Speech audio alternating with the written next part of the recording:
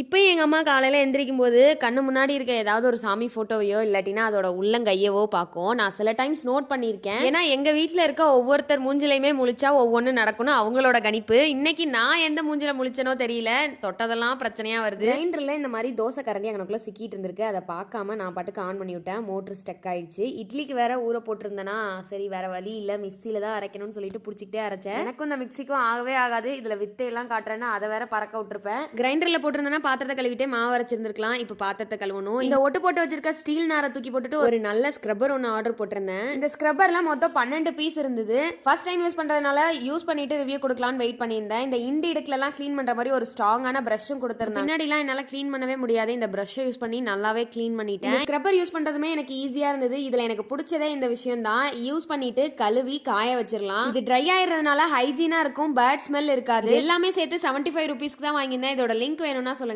Tata.